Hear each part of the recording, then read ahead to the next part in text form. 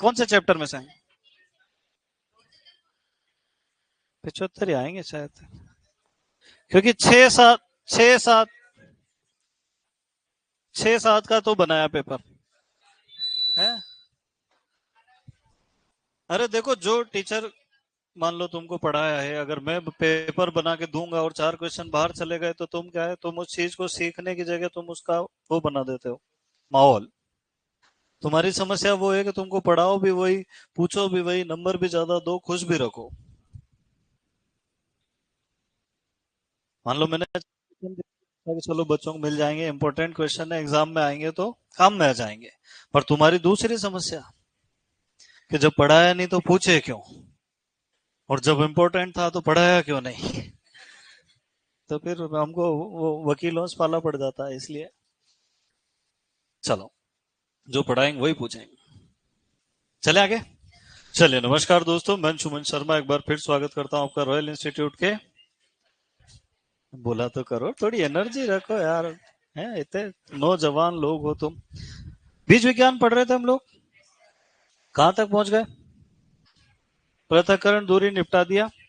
चलो, अब देखो, अपन ने दो चीजें यहाँ पर पढ़ी। एक तो अंकुरण पढ़ा, अंकुरण के बारे में सारी चीजें पढ़ दी। दूसरा शुद्धता पढ़ा, और शुद्धता के बारे में भी सारी चीजें पढ़ी। अब अपन पढ़ेंगे बीज का वास्तविक मूल्य। क्या पढ़ेंगे बेटा? वास्तविक मूल्य। देखो, इसको समझना अलग है और इसको याद अलग करना है ना। याद करना तो बहुत ही आसान रहता है हमेशा जीवन में, इसलिए जो जो टीचर याद करवाते हैं वो सब ऐसा लगता है कि ये सर पढ़ाते सब समझ में आ जाता। और जो टीचर तुमको समझाने जाता है तो तुमको ऐसा लगता है बाप रे ये कहाँ जा गए। रटवाने में तो क्या है, मैं लिख दूं कि बेटा देखो, एक होता है, क्या होता है? वास्तविक मूल्य। क्या होता है? क्या होता है? 3 बार बुलवा दिया, फिर लिख दो यहाँ पे कि वास्तविक मूल्य, रियल वैल्यू, बराबर अंकुरण प्रतिशत गुणा शुद्धता प्रतिशत बटे 100। और एक सवाल करवा दो तुमसे कि यदि बीज का अंकुरण 90% है, कितना है, और शुद्धता 80% है, तो वास्तविक मूल्य होगा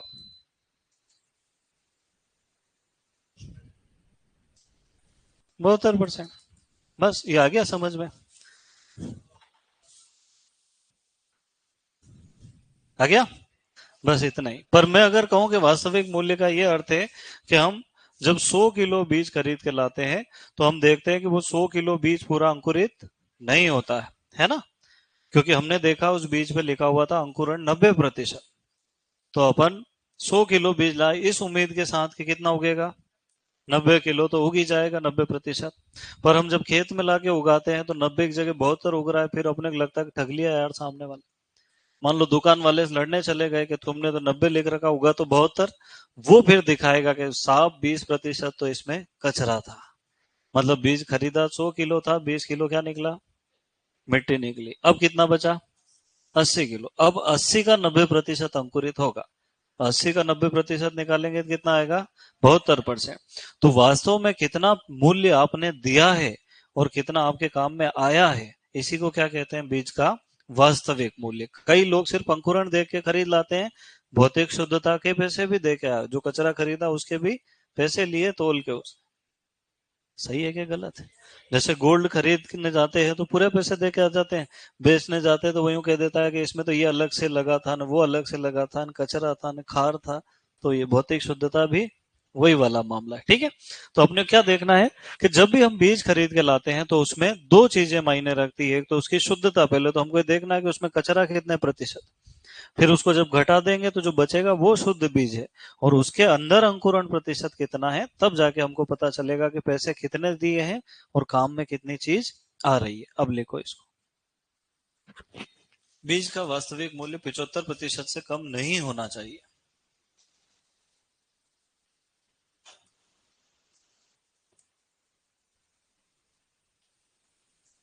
तुमको ऐसा तो नहीं लगता है कि सर बहुत हमको डांटते रहते दिन भर है? मैंने कहा एमपी में पढ़ा है बेटा, हमारे क्या गुरुजी का काम ही ये रहता है, बच्चे सुधारना। मैं फिर राजस्थान आया तो मुझे पता चला गुरुजी का काम तो बच्चों को खुश रखना है।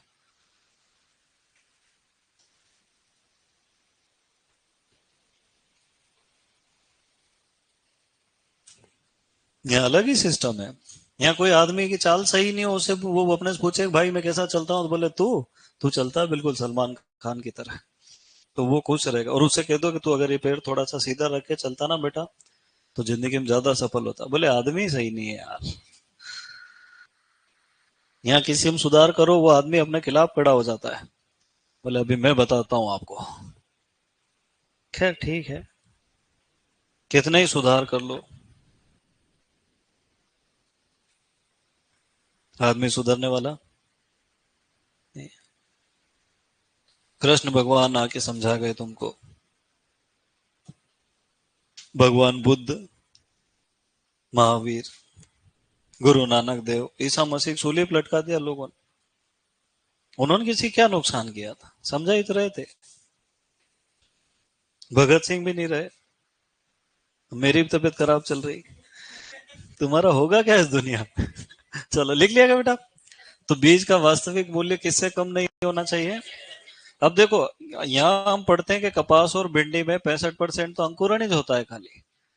तो इसमें तो 100% शुद्ध लाओगे तो भी 65% ही अंकुर, इसका तो 75 से कम ही रहेगा। पर साधारण रूप से किताबों में लिखा रहता है कि बीज का वास्तविक मूल्य 75% से कम नहीं होना। भिंडी कपास का मत निकालने जाना। क्या आएगा उत्तर हमेशा? 65 से भी कम आया। भौतिक शुद्धता तो 100 से तो कम ही रहेगी। तो उधर अपने को क्रॉस करना ही नहीं कभी एग्रोनॉमी में। अलग अलग वैज्ञानिक अलग अलग जगह अलग अलग कह गए, अपने परेशान करते हो। चले आगे। Very good. ये वास्तविक मूल्य तो खत्म हो गया। अब अपन पढ़ेंगे बीज की जीव, सुषुप्त अवस्था और सुषुप्त अवस्था को तोड़ना। तो सबसे पहले क्या पढ़ेंगे?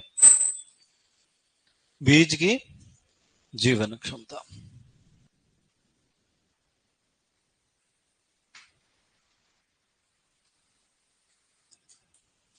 जब मैंने शुरू शुरू में पढ़ाना शुरू किया ना, तो मुझे कुछ नहीं आता था,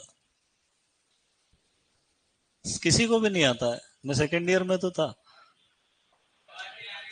आवाज ही नहीं आ रही। अरे भगवान, ये हो रहा है, नई समस्या पैदा हो गई दुनिया। अब आ रही है भाई साहब? ये फिर टूटा करेगा यार। और कभी कभी तो इसकी कुछ,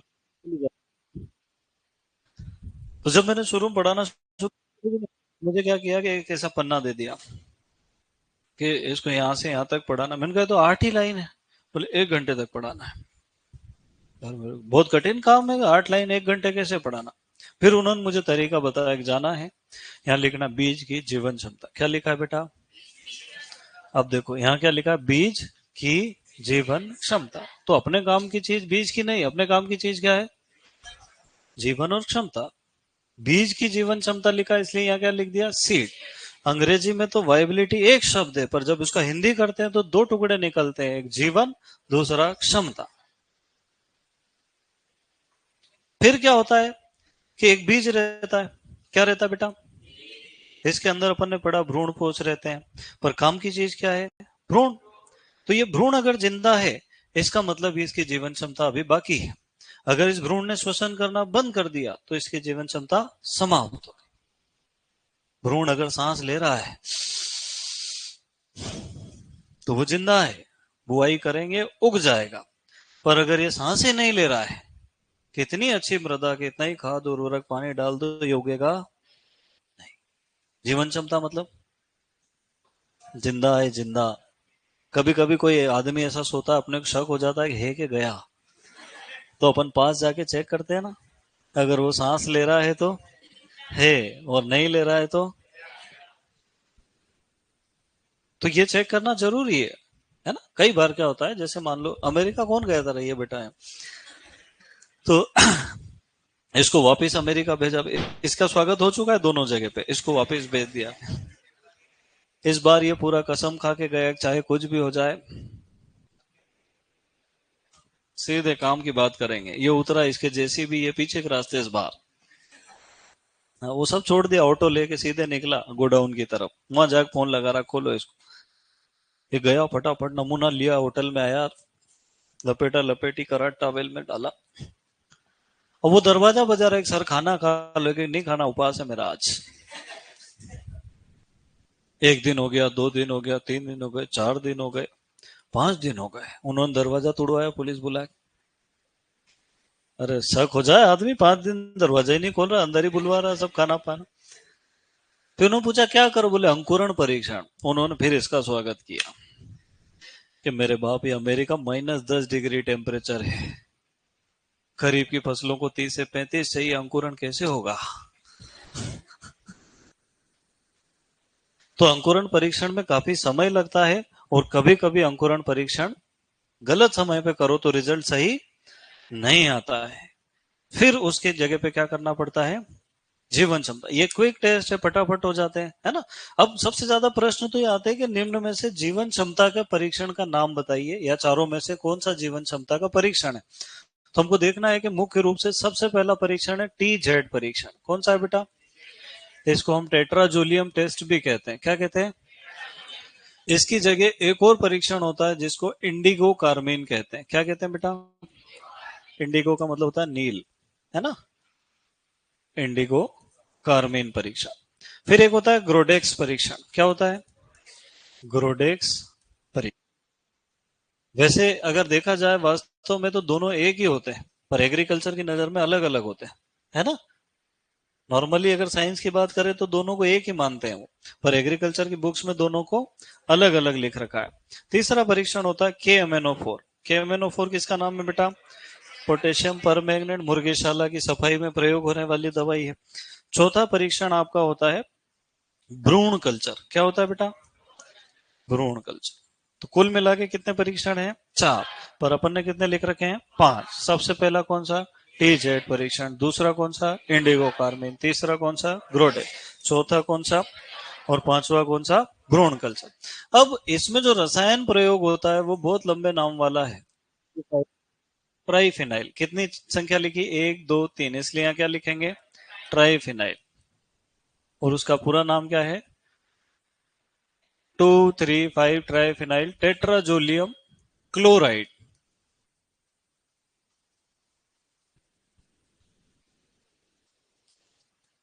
कौन सा परीक्षण है बेटा, 2 3 5 ट्राइफिनाइल टेट्राजोलियम क्लोराइड। कई एग्जाम में खाली फुल फॉर्म ही पूछा है, 1 2 4 triphenyl, 2 3 5 diphenyl, tetrazolium chloride, tetrazolium bromide. खाली ये इधर का उधर करते हैं और अपने को कंफ्यूज कर देते हैं। आपको ये ध्यान रखना है कि जो टेट्राजोलियम है ये पानी की तरह दिखने वाला एक रसायन। कैसा दिखाई देता है, पारदर्शी। 1 लीटर पानी लेना है, 2 इंजेक्शन भर के टेट्राजोलियम डालना, 10 ml। कितना डाला है, 1% का घोल बनता है। 100 ml में 1 ml 1%, 1000 ml में 10 ml 1%, बना लिया घोल। अब 100 बीज लेना है। अच्छा, बीज का नमूना रैंडम लेते हैं कि छांट छांट के, रैंडम लेना है ना। नमूना हमेशा यादृच्छिक आंख बंद करके ले लेना चाहिए, क्योंकि आंखें खुली रहेगी तो हमारी आंखें चयन करने के लिए बनी। अच्छे अच्छे बीज छांट लेंगे, रिजल्ट ही गलत आएगा। तो कैसे लेना है नमूना, हमेशा बंद बोरे में ही वो घुसेड़ देते हैं, देखा तुमने। हाँ, फिर नमूना लेते हैं, 100 बीज लेना है, इसके अंदर डुबा देना है। वैसे तो आधे घंटे में रिजल्ट देना शुरू कर देता है, कितनी देर में। अच्छा रिजल्ट चाहिए तो 8 से 10 घंटे तक डुबा के रखना है। किसको डुबाएंगे, बीजों को। अब जो बीज श्वसन कर रहे थे, जब इन बीजों को बाहर निकाला जाता है, टॉवेल से पहुंच लिया जाता है और बीच में से काट लेते हैं। वो डॉक्टर ऑपरेशन करने वाली आती है ना, देखिए तुमने, ब्लेड दुनिया में सबसे तेज वही रहती है, उसे काट लेते हैं और देखते हैं जो बीज लाल या गुलाबी हो गए, इसका मतलब वहां ऑक्सीजन थी, वो श्वसन कर रहे थे। अब तो मार दिया तुमने, काट दिया बीज, है ना। जिन बीजों का परिवर्तन नहीं हुआ, रंग में कोई भी परिवर्तन नहीं, वैसे के वैसे ही निकले, इसका मतलब वो थे ही नहीं, वो तो जा चुके थे, सिर्फ खाना बचा था। तो वास्तव में बीज और दाने में क्या अंतर है, कि बीज का भ्रूण हमेशा जीवित अवस्था में होता है, वो श्वसन करता रहता है। दाने का जीवित हो भी सकता है, नहीं भी हो सकता। गेहूं अगर आटा बनाना हो तो कोई भी चलेगा, पर अगर उगाना हो तो उनके भ्रूण का जिंदा होना आवश्यक है। और वो जिंदा होने का परीक्षण क्या कहलाता है, जीवन क्षमता परीक्षण। ठीक है, कैसे करेंगे, कुछ समझ में आया। कौन सा रसायन प्रयोग करेंगे, कितने प्रतिशत लेंगे। कम हो तो ½ % लेते हैं, पर जब भरपूर मात्रा में अवेलेबल हो तो 1% टेट्राजोलियम लेंगे। उसके अंदर क्या करेंगे, बीजों को, ठीक है, घुमा देंगे, डूब जाए वो। कितनी देर के लिए, 8 से 10 घंटे। फिर क्या करेंगे, जो लाल या गुलाबी हो गए वो जिंदा थे, जीवनक्षम थे, स्वस्थ नहीं, कैसे थे, जीवनक्षम थे, श्वसन कर, जो कलर नहीं बदला वो मर चुके थे। फिर इसका फॉर्मूला बनाओ, देखिए कैसे बनाएंगे। जीवन क्षमता प्रतिशत बराबर, ये तो सब दूर कॉमन है, नीचे क्या लिखें, नमूने में बीजों की संख्या, ऊपर क्या लिखें, जीवित बीजों की संख्या। पर यहां जीवित तो बोल ही नहीं रहा बीज के मैं जिंदा हूं, तो रंगीन लिखना पड़ेगा, और रंगीन को हिंदी में कहते हैं अभिरंजित। रंगीन उर्दू भाषा का शब्द है, हिंदी में क्या कहते हैं, अभिरंजित। तो अभिरंजित बीजों की संख्या है ना, बटे नमूने में बीजों की संख्या गुणा 100। अगर मान लो मैंने 100 बीज लिए और 98 रंगीन निकले, तो जीवन क्षमता प्रतिशत कितना हो गया, 98%। अगर मैंने 50 बीज लिए और 30 बीज रंगीन निकले, 60%। खाली प्रतिशत ही निकालना है, यही नहीं आता अपने को। काम की चीज ऊपर लिखो, कुल नीचे गुणा 100, यही करना है। ठीक है, कौन सा रसायन प्रयोग करते हैं बेटा, ज्यादातर कितने प्रतिशत प्रयोग करते हैं, 1%। अच्छा, कोई पूछ ले कि टेट्राजोलियम परीक्षण करने के बाद कैसे पता चलेगा कि बीज जीवित है, और जीवित से ज्यादा अच्छा शब्द कौन सा है, जीवन क्षम बीज। कैसा हो जाता है बताओ, लाल या गुलाबी रंग हो जाता। यार तुम इतने इंटेलिजेंट खतरनाक लोग हो, हैं? इसका मतलब कि तुमको आज तक अच्छे टीचर मिले नहीं जिंदगी में, हैं? कि तुम्हारा बचपन था, तुमने ध्यान ही नहीं दिया पढ़ाई में। दोनों कारण हो सकते हैं। कई सारे इंटेलिजेंट लोग हैं जो सही समय ध्यान नहीं देते, फिर बकरियां चराते हैं। ये लाल लाल दिख रहे हैं सब कैसे हैं? जिंदा बीज है ना। देखो,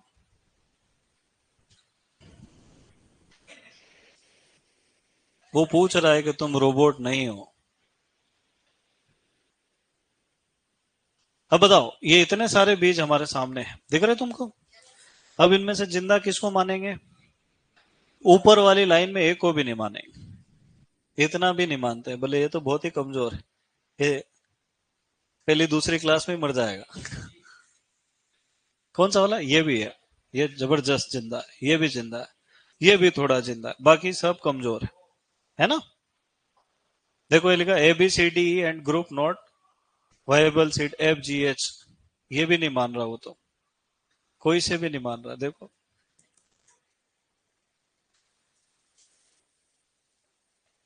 देखो कोई से भी नहीं मान रहा, देखो क्या लिखा उसने, group of viable seed ABCD, इनको मान रहा है वो जिंदा, इसको इसको इसको इसको इसको, और इनको नहीं मान रहा है ना। तो खैर ये सब लैब के टेस्ट में अपनी आंखों के सामने दिखते हैं, तभी समझ में आते हैं कि जिंदा है कि नहीं है ना। ऐसे बुलबुले छोड़ने लग जाते हैं, बाकी सब मरे हुए। तो कलर परिवर्तन से, रंग के परिवर्तन से जीवन क्षमता का परीक्षण कौन सा टेस्ट कहलाता है। अच्छा, इस इंडिगो कार्मिन रसायन का प्रयोग करेंगे तो जिंदा बीज कैसे हो जाएंगे बेटा, नीले रंग के। ये नील का परीक्षण है तो नीले रंग के हो जाएंगे, बस इतने ही अंतर है। तो अब प्रश्न आता है कि ग्रोडेक्स परीक्षण क्या है। तो लगभग टेट्राजोलियम टेस्ट को ही ग्रोडेक्स कहते हैं, पर दो एक किताबों में ऐसा लिखा है कि 2,3,5 ट्राइफिनाइल क्लोराइड की जगह पे ब्रोमाइड लिखना। क्या लिखना है, चलो भगवान बचाए, नाम याद नहीं करना पड़ा डबल से। अच्छा, इसको क्लोराइड परीक्षण भी कह सकते हैं, और इसको ब्रोमाइड परीक्षण भी। कभी कभी शॉर्टकट में लिखता है कि जीवन क्षमता का परीक्षण किया जाता क्लोराइड परीक्षण से, ब्रोमाइड परीक्षण से, इंडिगो कार्मिन से, सभी से। अब मान लो मैं नहीं बताऊंगा, तुम क्या लगा क्या होगे, इंडिगो कार्मिन, फिर फैल जाओगे रायते की तरह। चलो, चौथा परीक्षण कौन सा है, ये जल्दी रिजल्ट दे देता है ना, शीघ्र परिणाम देता, और ये बिल्कुल 100% एग्जैक्ट परिणाम देता है, जिसको हम क्या कहते हैं, भ्रूण कल्चर। इसमें क्या करते हैं, जैसे मूंगफली का दाना अपन खाते हैं, तोड़ते हैं, वो छोटा भैयू दिखाई देता है, वही भ्रूण है। वैसे बीजों के भ्रूण निकाल लेते हैं, प्रयोगशाला में एक एक भ्रूण उगा के देखते हैं 100 में से कितने उगे। तो जो बहुत ज्यादा महंगे या कीमती बीज होते हैं उनके जीवन क्षमता का परीक्षण कैसे करते हैं? भ्रूण कल्चर से। लिख लो। एक लाल पेन दे दो रे यार, कोई उधार। तुम दोनों एक से काम चला लोगे? सिर्फ पेन तक ही ध्यान रखना।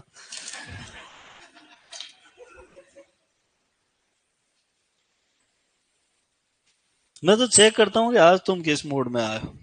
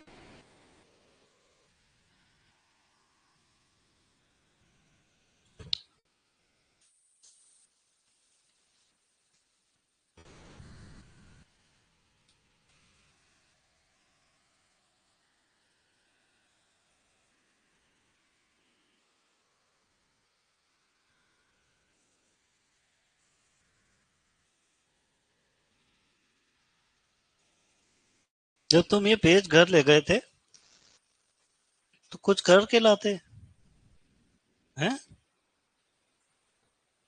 कुछ एक दो करके लाए, बाकी तो बहुत खतरनाक मामला है।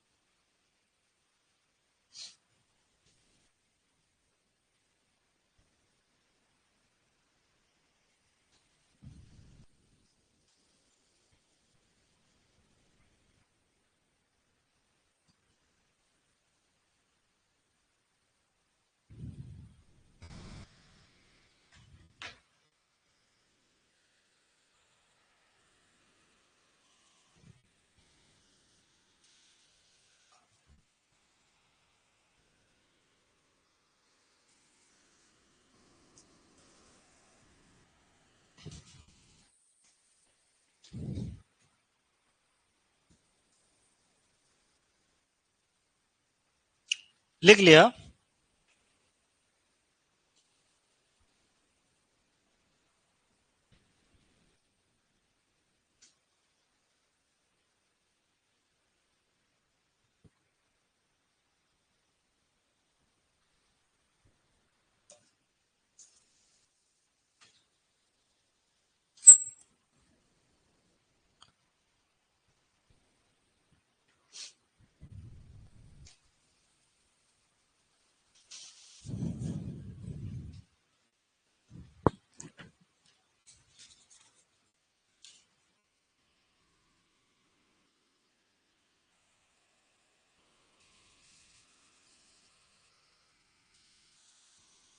लिख लिया? चलें आगे?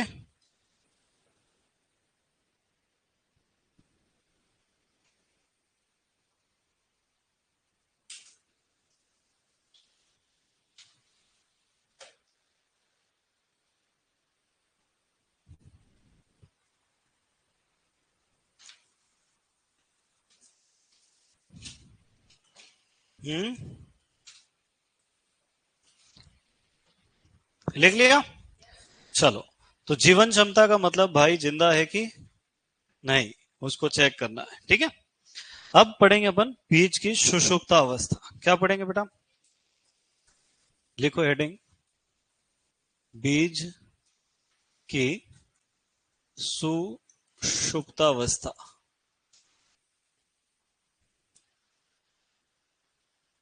अंग्रेजी में लिखेंगे सीड डोरमेंसी।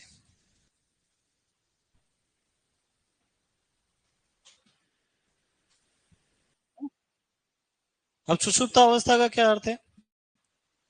ऐसी स्थिति जब जीवन क्षम बीज भी बुआई करने पर अंकुरित नहीं हो। इसका मतलब कि हम जीवन क्षमता का परीक्षण करेंगे तो पास हो जाएगा, अंकुरण परीक्षण करेंगे तो फेल हो जाएगा। गलती से जीवन परीक्षण करा, जीवन क्षमता और बुआई कर दी तो उगेगा ही।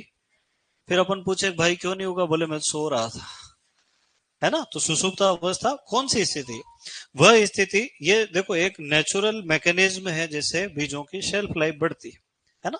कुछ बीज होते हैं जिनको कहते हैं रिकैल्सिट्रेंट सीड, कुछ बीज होते हैं जिनको हम कहते हैं ऑर्थोडॉक्स बीज। क्या कहते हैं बेटा?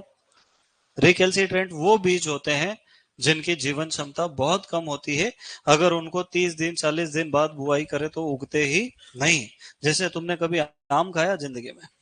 वो गुठली निकाल के रख दी, बहुत अच्छा आम था, इसको बोऊंगा, फिर जब बारिश आई लगाया, आज तक उगा क्या? उगता ही नहीं। क्योंकि आम के बीज की जीवन क्षमता 30 दिन, 25 से 30 दिन ज्यादा से ज्यादा।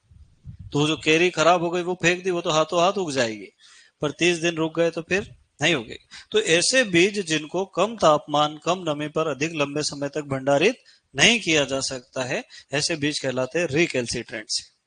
ऐसे बीज जिनको कम तापमान कम नमी पर साल 2 साल 3 साल तक भी रखा जा सकता है वो कहलाते हैं ऑर्थोडॉक्स। हिंदी में कहते हैं अड़ियल बीज। जैसे अनाज दलहन और तिलहनी फसलों के, गेहूं की जीवन क्षमता 3 वर्ष तक होती है। अब कुछ बीज ऐसे होते हैं कि उन्होंने देखा कि प्रकृति में अपना सहयोगी तो कोई भी नहीं है। जैसे हिरणकुरी है, उसको मालूम है कि जिधर जाओ दुश्मन ही दुश्मन भरे पड़े, देखते ही उखाड़ देते हैं लोग। हाँ तो यार बेचारे क्या करे, वो भी तो रह रहे हैं कि नहीं प्रकृति में। अपन तो लालची इंसान है, अपन तो अपने लालच की चीज, अपन एक चने की इल्ली मारने के चक्कर में कितने हजार कीट दूसरे मार देते हैं, लाभदायक हानिकारक। इंसान से ज्यादा लालची इस दुनिया में कोई भी नहीं हुआ। खैर क्या कर सकते हैं। चलो मेरे अंदर का फिर फिलोसोफर जाग जाएगा। तो बीजों के अंदर एक दूसरा मैकेनिज्म उन्होंने डेवलप किया है। देखो, जितनी उपापचयी क्रियाओं की दर तेज चलेगी, जीवन क्षमता उतनी कम रहेगी। जो आदमी ज्यादा भागेगा दौड़ेगा उछल कूद करेगा वो जल्दी थक जाएगा। जो मेरे जैसा धीरे धीरे आराम से बात करे, सुबह 7 से शाम की 7 तक पढ़ा पाएगा। तो इन बीजों ने क्या किया कि अपने उपापचयी क्रियाओं की दर को धीरे धीरे धीरे धीरे धीरे धीरे धीरे धीरे बहुत कम कर लिया।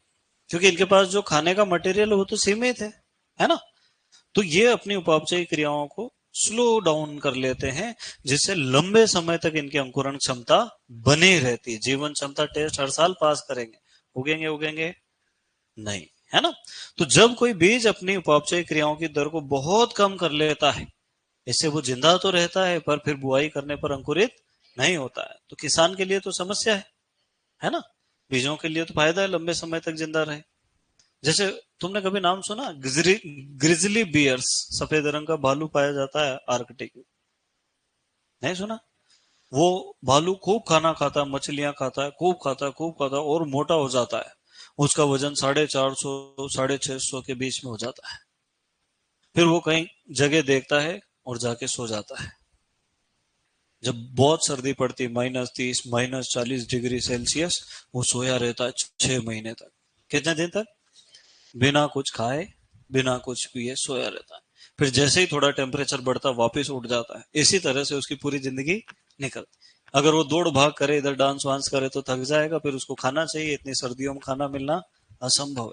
तो ठंड की वजह से जो सुसुप्त अवस्था आती है उसको कहते हैं हाइबरनेशन। क्या कहते हैं बेटा? कई सारे कीट गर्मियों में सुसुप्त अवस्था में चले जाते हैं, उसको कहते हैं एस्टिवेशन। अब मैंने 4 चीजें एक्स्ट्रा पढ़ा दी तुमको जबरदस्ती, बताओ कौन कौन सी? बताओ।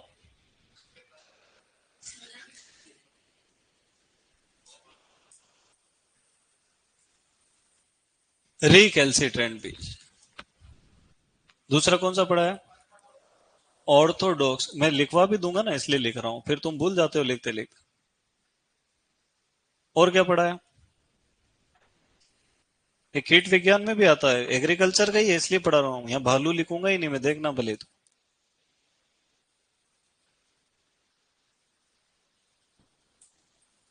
तो सुषुप्त अवस्था की बात करें, सुषुप्त अवस्था तीन प्रकार की होती है। कितने प्रकार की होती है? अपने 12th की बुक में लिखा है कि सुषुप्त अवस्था तीन प्रकार की होती है। उनका यूं कहना है कि एक जो सुषुप्त अवस्था होती है वो होती है प्राथमिक सुषुप्त अवस्था, दूसरी जो होती है उसको क्या कहते हैं? द्वितीय सुषुप्त अवस्था, और तीसरी का नाम उन्होंने लिखा बलक्रम। पर वास्तव में ये जो है ये इस प्रकार से नहीं है, इसको कहते हैं जन्मजात सुषुप्त अवस्था। क्या कहते हैं बेटा? और जन्मजात इसलिए नाम रखा क्योंकि हिंदी तो अपन ने कुछ बनाया ही नहीं, अंग्रेजों ने इसका नाम रखा इनेट डोरमेंसी। क्या नाम रखा? इसका नाम रखा प्रेरित सुषुप्तावस्था। क्या नाम रखा? इसको कहते हैं इंड्यूस्ड। और तीसरी होती है बलकृत, इसको हिंदी में बलकृत कहते हैं, अंग्रेजी में कहते हैं एनफोर्स्ड। कितने प्रकार की सुषुप्तावस्था हो गई? अगर ध्यान से देखें तो इसके नाम में ही सब कुछ छुपा हुआ। जन्मजात का मतलब पैदाइशी गुण, कुछ बच्चे एबले ही रहते हैं, वो अस्पताल में पड़े पड़े पड़ोसी के बच्चे मारते रहते हैं, है ना? तो जन्मजात सुषुप्त अवस्था बीजों में उनका गुण पाया जाए। जैसे आलू है ना, आलू जब उगेगा ना, 4 महीने तक अपन आलू की खुदाई करेंगे, आज बुआई करो, 4 महीने तक उगेगा ही नहीं, फिर तो घर में पड़ा पड़ा उगने लग जाता है। तो वो सुषुप्त अवस्था क्या कहलाएगी? जन्मजात। गुच्छेदार फैलने वाली मूंगफली में सुषुप्त अवस्था पाई जाए, संकर धान में वानस्पतिक सुषुप्त। तो ऐसी बहुत सारी सुषुप्त अवस्थाएं हैं जो अपन पढ़ा ना, धान में, संकर धान में वानस्पतिक सुषुप्त अवस्था, है ना, वेजिटेटिव डोरमेंसी पाई जाए। तो प्राथमिक सुषुप्त अवस्था खास करके पैदाइशी गुण है। जैसे किसी का कठोर बीज चोल होता है, मैंने भिंडी का उदाहरण भी बताया था तुम। सबसे अच्छा उदाहरण है इमली का बीज। इमली देखा तुमने? इमली का बीज आज बुआई कर दो, अगले साल उगेगा। तुम सोचोगे ये क्या सिस्टम है यार। उसका छिलका इतना कठोर है कि जब तक उसका विच्छेदन नहीं होगा अंदर पानी जा ही नहीं सकता, और जब तक अंदर पानी नहीं जाएंगे आगे का कार्यक्रम आगे बढ़ेगा ही नहीं। तो 1 साल तो उसका छिलका डिकम्पोज होने में लगता है, अगले साल वो 1 साल में उगाना तो उसको यूं घिस दो पत्थर पे, व्हाइट व्हाइट दिखने लगे, बुआई कर दो। सही साइड से घिसना, गलत से मत, भ्रूण मार दिया घिस घिस अभी उग जाए 15 दिन के अंदर, है ना? तो ऐसे बीज जिनमें कठोर बीज चोल पाया जाता है उनकी सुषुप्त अवस्था क्या कहलाती है? प्राथमिक, जन्मजात या इननेट डोरमेंसी। दूसरी होती है द्वितीयक सुषुप्त। बीज तो उगने के लिए तैयार था, खेत तक भी चले गया, पर उसको लगा कि यार मामला कुछ ना कुछ तो गड़बड़ है। जैसे मान लो तापमान बहुत ज्यादा, उसको मालूम है कि उगे के मरे, तो तापमान, वातावरणीय परिस्थितियां, किसी रसायन की उपस्थिति के कारण उसकी प्रेरणा आई अंदर से कि अब यहाँ सो जाना है, तो वो क्या कहलाएगी? अपनी द्वितीय। तो या तो वातावरणीय परिस्थिति, वातावरणीय परिस्थिति में कौन आ सकता है बताओ? ताप आ सकता है, नमी आ सकती है ना? और क्या आ सकता है? आर्द्रता। ये नमी का ही एक रूप है ना, वातावरण की आर्द्रता। तो जितने भी वातावरणीय परिस्थिति अगर उनके कारण बीज ने फैसला ले लिया कि अब सो जाएंगे, नहीं उगेंगे, तो ये क्या कहलाएगी? इंड्यूस। या तो कुछ रसायन, जैसे मुझे एक आध का नाम बताओ, इसको पहचानते हो? एब्साइसिक अम्ल सुषुप्त अवस्था को प्रेरित करने वाला हार्मोन। अच्छा, प्याज में अंकुरण को रोकने के लिए मैलिक हाइड्रोजाइड। तो ये रसायन सुषुप्त अवस्था को प्रेरित करते हैं, है ना? तो अगर किसी रसायन या वातावरणीय परिस्थितियों से आई तो वो क्या कहलाएगी? प्रेरित। तीसरी होती है बलकर सुषुप्ता। इसके बारे में अभी ज्यादा रिसर्च किया नहीं साइंटिस्ट ने, उनका कहना है कि मुख्य रूप से किसमें पाई जाती है? खरपतवारों में पाई जाती है। जैसे मान लो कोई खरपतवार का बीज है, वो फुल मूड में है कि इस साल उगेंगे ही उगेंगे, और किसान ने ग्रीष्मकालीन गहरी जुताई करी, वो बेचारा ऊपर था, उसको डाल दिया 30 सेंटीमीटर नीचे। अब उसने ऊपर देखा और सोचा कि कोशिश करके उग भी गए तो ऊपर तक पहुंच, अच्छा चलो सो जाते हैं। कब तक? जब तक वापस ऊपर नहीं आ जाए। और एक खरपतवार है जंगली जई, उसमें ये तीनों ही सुषुप्त अवस्था पाई जाती। अब तुम लिख सकते हो, क्या लिखोगे? सब लिखो एक साथ।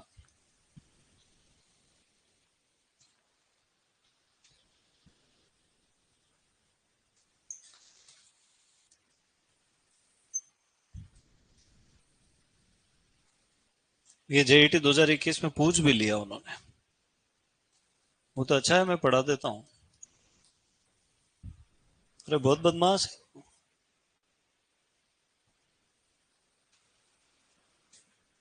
सीयूटी वाले तो इतने बदमाश है, वो इंडिया में 2 4 5 कोचिंग के नोट्स पढ़ते हैं, फिर पेपर बनाते हैं। एनटीए एनटीए से ज्यादा बदमाश इस दुनिया में कोई हुआ ही नहीं आज तक।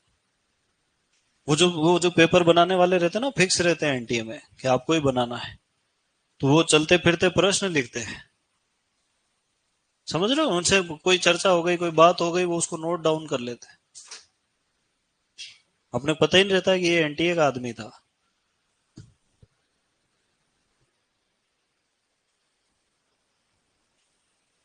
जैसे मेरा एक स्टूडेंट वहां था आईआरआई में, तो वो स्टूडेंट कम, नेता ज्यादा है। तो उसका फोन आया, बोले सीयूईटी और जेईटी में कोई अंतर है क्या? मैंने कहा 2 4 टॉपिक का अंतर है यार। बोले कौन कौन से? तो मैंने बताया बीज विज्ञान जेईटी में है, सीयूईटी में नहीं है। ऑर्गेनिक फार्मिंग जेईटी में, सीयूईटी के सिलेबस में नहीं लिखा है। फिशरीज भी नहीं है। 2025 में डाल दिए सब। मैंने कहा, ये क्या करा रहे आप? बोले अब पढ़ाओ आराम से।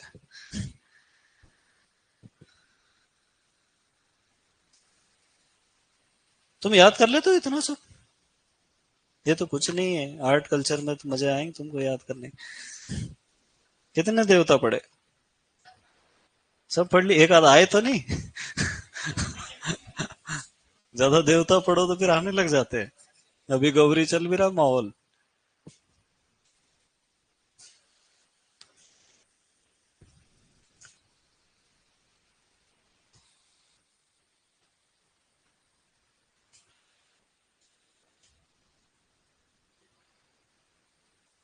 चले आगे बेटा।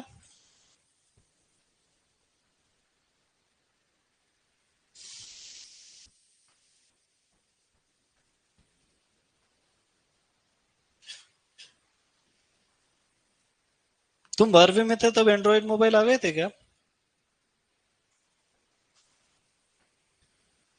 नहीं, जब एंड्रॉइड मोबाइल नहीं थे तब बच्चों की जिंदगी बिल्कुल अलग थी। है ना, वो एक लोहे का पहिया बनाते थे, उसको रात भर लुढ़काते रहते, दिन भर लुढ़का। एक मोटरसाइकिल का पुराना टायर लिया, एक डंडा लिया और देख खट खट खट खट। साइकिल में भी इधर से टांग फंसाते थे कैंची में। पेड़ पे पकड़म पकड़ाई खेलते थे, कलाम डाला। कुएं में। अब सारे बच्चे मोबाइल में ही खेलते हैं, जो भी खेलते हैं। उनके चश्मा लग गया, वो खिसक जाता है, फिर ऊपर कर। चलो लिख लिया क्या? चलो अब आगे इसमें 4 एक्स्ट्रा पॉइंट लिखना है अपने को। सबसे क्या लिखेंगे पहले? रिकेल्सिट्रेंट बीज। अब इसकी हिंदी मुझे नहीं पता यार, क्योंकि हिंदी की किताब में ऐसा कुछ लिखा ही नहीं रहता। एग्रीकल्चर में हिंदी किताब, एक ढंग की किताब लिखी थी लास्ट में आईपीएस एलावत ने, उसके बाद किसी ने भी नहीं लिखी। है ना? वो भी बहुत पुरानी, 1986 के आसपास लिखी, मैं पैदा ही नहीं हुआ था। और मार्केट में जो सस्ती किताबें मिलती है ना, इनके चक्करों में मत पड़ना, बर्बाद हो जाओगे।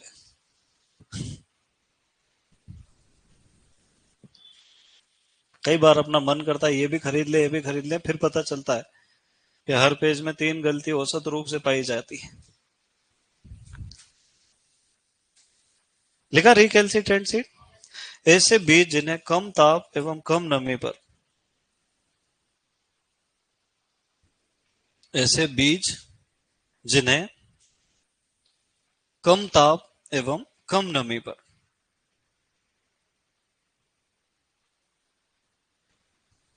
लंबे समय तक भंडारित नहीं किया जा सकता।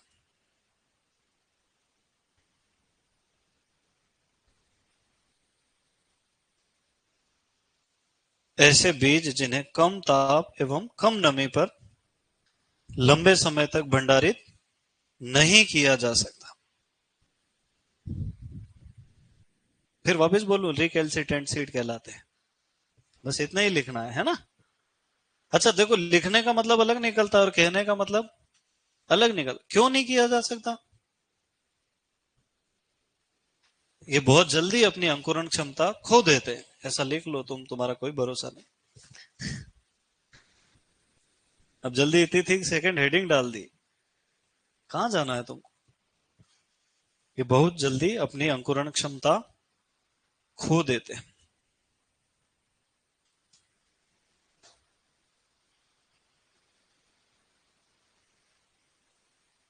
जैसे फल एवं सब्जियों के बीज,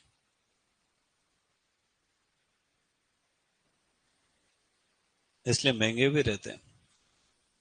जैसे फल एवं सब्जियों के बीज, जो चीज जितनी जल्दी खराब होती है उतनी महंगी रहती है। जैसे फल एवं सब्जियों के बीज, है ना। दूसरा लिखो, ऑर्थोडॉक्सी, इसको कहते हैं अड़ियल बीज।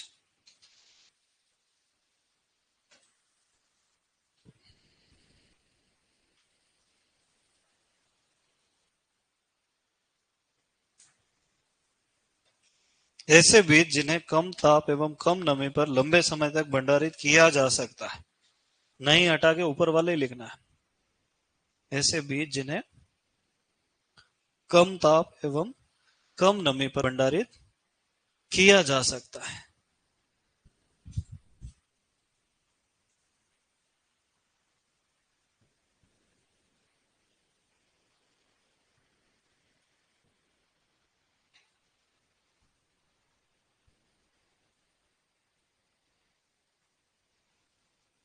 लिखा। जैसे अनाज, दलहन, तिलहन के बीज।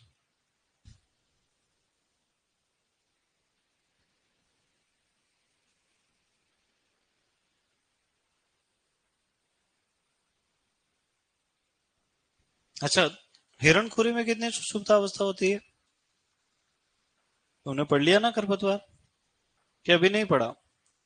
50 से 60 वर्ष। बथुआ में कितनी होती है? वैसे नॉर्मली 20-30, पर कभी कभी एक्सट्रीम कंडीशंस में 40 साल तक भी देखी गई। कमल के बीजों में 1000 वर्ष की सुषुप्त अवस्था पाई जाती। अच्छा, एक बीज वो मार्केट में आता है, तुमने देखा? वो दुकान पे मिलता है, किराने की दुकान पे। उसको ऐसे किसी भी चीज पे रगड़ो और दूसरे को चिपका दो, उसके हाथ जल जाता है। क्या कहते हो तुम उसको? हाँ, गठार गिठार क्या कहते हो? अरे सर, ग्रे कलर का आता है। वो दिखता पत्थर जैसा, पर वो बीज है। उसका बीज चोल इतना कठोर है। हाँ, उसको यूं घिसते हैं टेबल पे और पड़ोसी को चिपका देते हैं, है ना। तो ऐसे कठोर बीज वाले बीजों की जीवन क्षमता सैकड़ों सालों तक हो सकती। चलो आगे चले। अगला लिखो, हाइबरनेशन।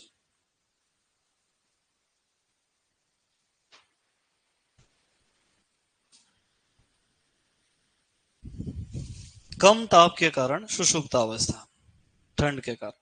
कम ताप के कारण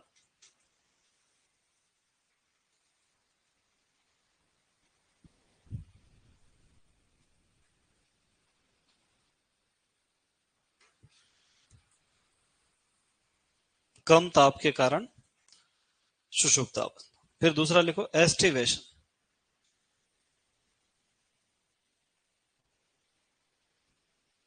अब तुमको थोड़ी ना बायोलॉजी वाले सर पढ़ाने आएंगे, तो फिर इतना तो हमने पता होना चाहिए ना। एस्टिवेशन में क्या लिखेंगे? अधिक ताप के कारण सुषुप्त अवस्था।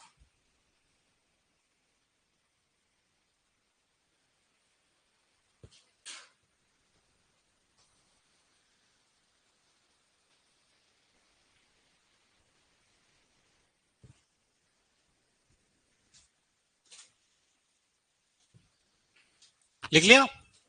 अब हम लिखेंगे सुषुप्तावस्था को तोड़ना।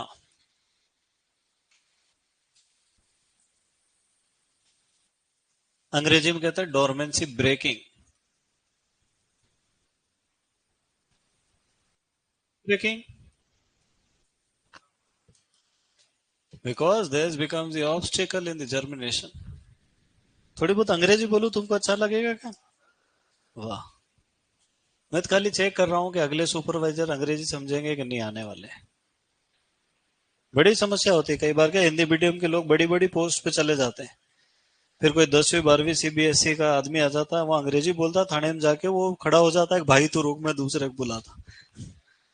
या तो सबसे गलती से भी मत बोलना, है ना। अंग्रेजी में या नाम का कोई शब्द बना ही नहीं आज तक। अगर कोई या बोल रहा है, इसका मतलब उसको एबीसीडी भी पूरी नहीं आती जेड तक।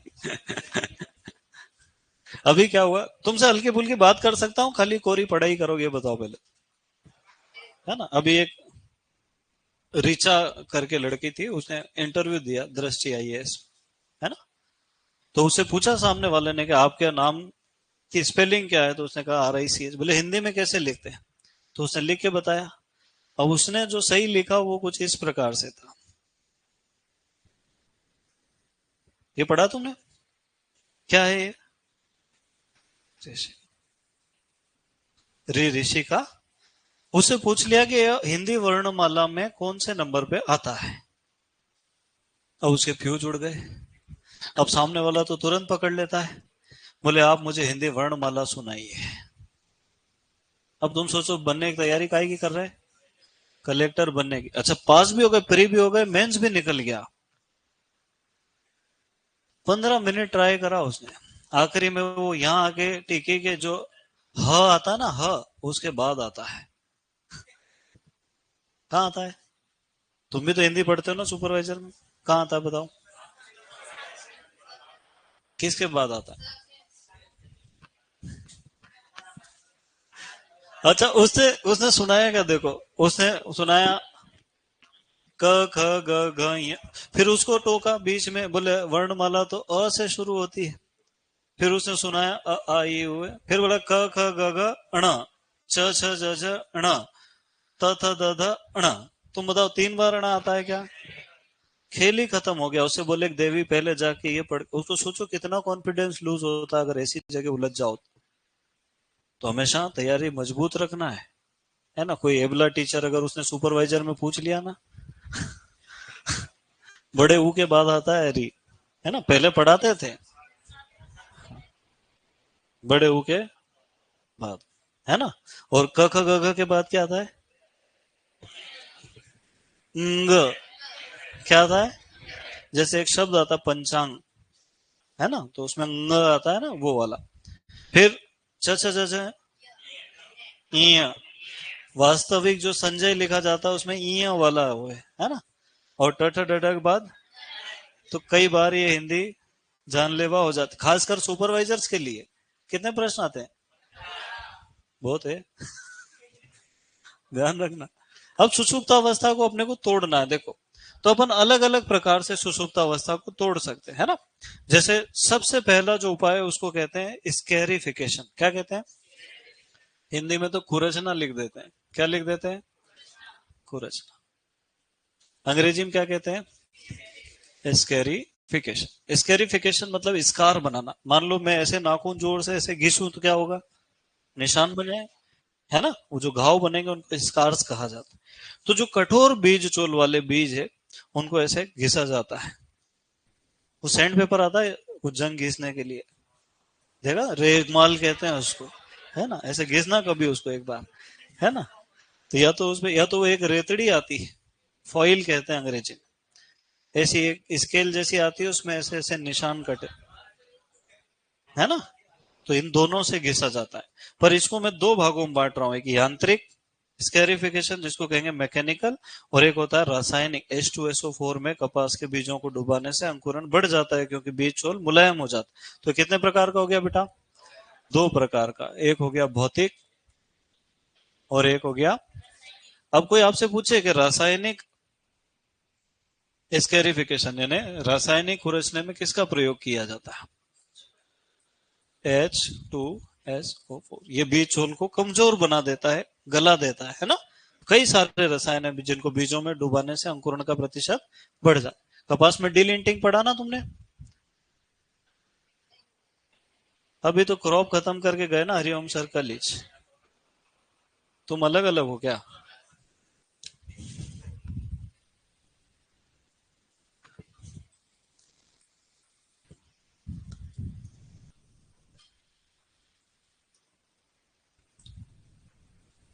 पत्थर पे भी रगड़ते हैं ना, सैंड पेपर उसी को कहते हैं, रेजमाल, है ना। तो जो कठोर बीज चोल वाले उनके लिए तो कौन सा उपाय किया जाता है बेटा? उनको घिस दो। अभी इमली वाला बताया था ना मैंने तुमको, वो यही है ना। कई लोग क्या है कि ऐसे मोगरी से कूटते हैं बीजों को, फटाफट फटाफट बीज चोल टूट जाता है ना। जल्दी उग जाता, ज्यादा अंकुरण होता है ना। जैसे भिंडी के बीजों को भी अगर अपन थोड़ा सा प्रेस कर दे, तोड़ना नहीं है क्योंकि कई बार पूरा पानी घुस जाता है, भ्रूण डूब के मर जाता है ना, थोड़ा सा प्रेस कर दो, कहीं से उसमें एक आध खरोच आ जाए बस, बाकी पानी अपना रास्ता खुद बना। दूसरा होता है रासायनिक उपाय। अब रसायन में एक तो अपन ने पढ़ा कि GA3 जो होता है, इसको क्या कहते हैं, ये सुषुप्त अवस्था को तोड़ता है कि नहीं तोड़ता है। इसके अलावा पोटेशियम नाइट्रेट, ये एक उर्वरक है, नाम सुना कभी तुमने, 44% पोटेशियम, 13% नाइट्रोजन, है ना। इसका अगर 1 से 3% घोल लेंगे, कितना लेंगे, तो ये तुरंत सुषुप्त अवस्था को तोड़ देता। तुरंत मतलब 5-10 मिनट में काम खत्म। एक 1% थायोयूरिया, ये तो शायद पूछा हुआ भी अपने इसमें, है ना। और इसके साथ 5 से 10 ppm जिब्रेलिक अम्ल, किसके लिए प्रयोग किया जाता है बेटा, आलू में सुषुप्त अवस्था को तोड़ने के लिए। ये ध्यान रखना। कितने रसायन हो गए यहाँ पर, कोई आपसे पूछे सुषुप्त अवस्था को तोड़ने वाला रसायन कौन सा है, जिब्रेलिक अम्ल।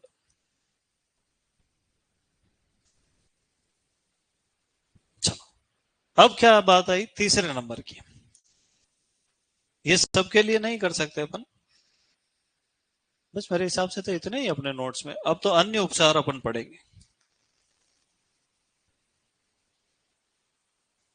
अन्य उपचार में सबसे पहला सौर उपचार, है ना। ये बीज उपचार, ये खाली सुषुप्त अवस्था टूट गई। सौर उपचार का मतलब क्या है, धूप में सुखा देना।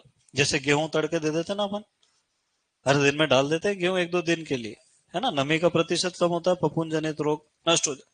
तो सौर उपचार दिया था लूथरा ने। किसने दिया था बेटा, लूथरा नाम। एक तो ये इंपॉर्टेंट। दूसरा इसमें पूछते हैं तापमान कितना बढ़ जाता है, 5 से 10 डिग्री सेल्सियस ताप बढ़ जाता है वातावरण से, 5 से 10 डिग्री गर्म हो जाता है बीज, जिसके कारण बहुत सारे फफूंद जनित रोग मर जाते। जैसे करनाल बंट का नियंत्रण कर सकते हैं सौर उपचार। गेहूं में एंगवेना ट्रेटिसाई नेमेटोड लगता है, जिससे होता है ईयर कोकल, वो भी काय से कंट्रोल हो सकता है, पानी में डुबाने से भी तैर जाएंगे, सौर उपचार करने से भी कंट्रोल हो जाता है। तो बीज जनित रोगों का उपचार कौन सा है, सौर उपचार। एक होता है गर्म जल उपचार, जो मुख्य रूप से गन्ने में किया जाता है। कौन सा किया जाता है, गर्म जल उपचार। ये दिया था जेंसन नाम के वैज्ञानिक। किसने दिया था, जेंसन, जॉनसन नहीं, जेंसन, है ना। इन्होंने कहा कि 50 से 55 डिग्री का पानी लो, कितने डिग्री सेल्सियस का, और इसमें 5 से 10 मिनट तक गन्ने के सेटों को डुबा के रखना। किसके लिए किया जाता है, सेट किसको कहते हैं बेटा, वो टुकड़े जो बुआई में प्रयोग किए जा रहे हैं क्या कहलाते हैं, सेट। तो जो सेट में से जड़ें निकलेगी वो सेट रूट्स कहलाएगी। फिर जब उसमें से तना निकल जाएगा, शूट कहलाएगा। शूट में से जो जड़ें निकलती है वो शूट रूट्स। तो जो सेट है उनको काय में डुबा कर रखना है, कितना गर्म, ज्यादा गर्म। अब इससे क्या फायदा होता है, देखो, एक तो लाल सड़न का नियंत्रण हो जाता है। लाल सड़न गन्ने का प्रमुख रोग है क्या, काय से होता है, तुम्हारी तैयारी बहुत ही कमजोर है भाई। कोलेटोट्राम फॉलकेटा, इसकी प्रकोप ज्यादा बढ़ जाने पर गन्ने में से शराब जैसी दुर्गंध आती, ऐसा पढ़ा तुमने, वेरी गुड। दूसरा इसमें वायरस जनित रोग होता है गन्ने में, रेटून स्टंटिंग, है ना, उसका नियंत्रण भी हो जाता है। ये दोनों गन्ने में ही होगा, है ना। और तीसरा, जो सुक्रोज है वो ग्लूकोज में कन्वर्ट हो जाती है और गन्ने में अंकुरण का प्रतिशत बढ़ जाता है। तो गन्ने को गर्म पानी में डुबाने से कितने फायदे हो रहे हैं यहाँ पर, 3। पहला फायदा क्या हो रहा है, दूसरा क्या हो रहा है, और तीसरा क्या हो रहा है, एक लाल प्रकाश उपचार है, वो किस में करेंगे अपन, तंबाकू में। अपन ने पढ़ा कि तंबाकू का अंकुरण लाल प्रकाश में बढ़ जाता है, लिखो।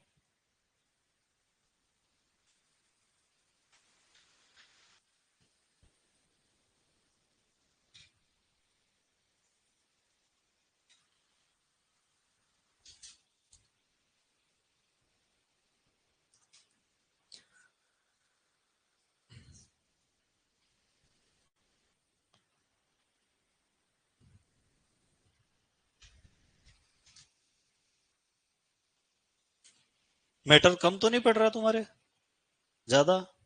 बता देना है ना। हालांकि तुम बता भी दोगे, दूसरे ज्यादा पढ़ लेंगे। कई बार बेच मना कर देती कि हमको तो कम कम पढ़ाओ, दूसरे वाले कहते हैं हमको ज्यादा। अब बताओ सुपरवाइजर कौन बनेगा? हैं? ये तो तुम्हारी, तुम अभी बचपन से बाहर आ ही नहीं रहे हो, फिर तुम्हारे साथ भी वैसा ही होगा मैंने जैसा बताया कि 2013, 15, 18, 21, 24 हर युद्ध में उपस्थित है, तो भी आज तक मेडल नहीं मिला। तुमको मिलेंगे, जाओ जाओ तो सही सेंटर पे तो। भीष्म पितामह भी मिलेंगे वहां, अश्वत्थामा भी वही मिलेगा।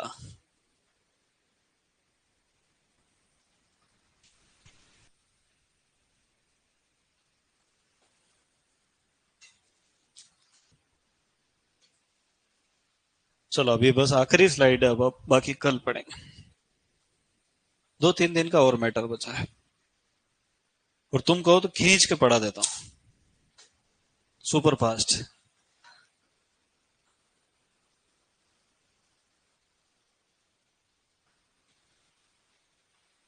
पर खींच के पढ़ाने में आधी पिक्चर ऊपर से चली जाएगी।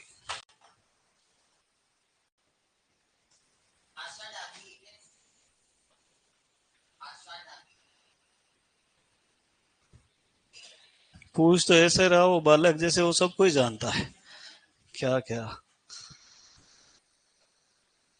बहुत खतरनाक जनरेशन है। कहाँ से आते हैं लोग?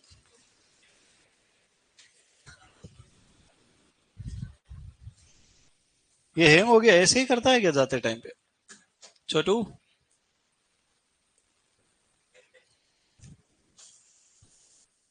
हेलो।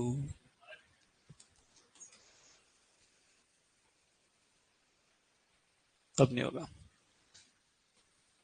कौन सी भेज है तुम्हारी? है?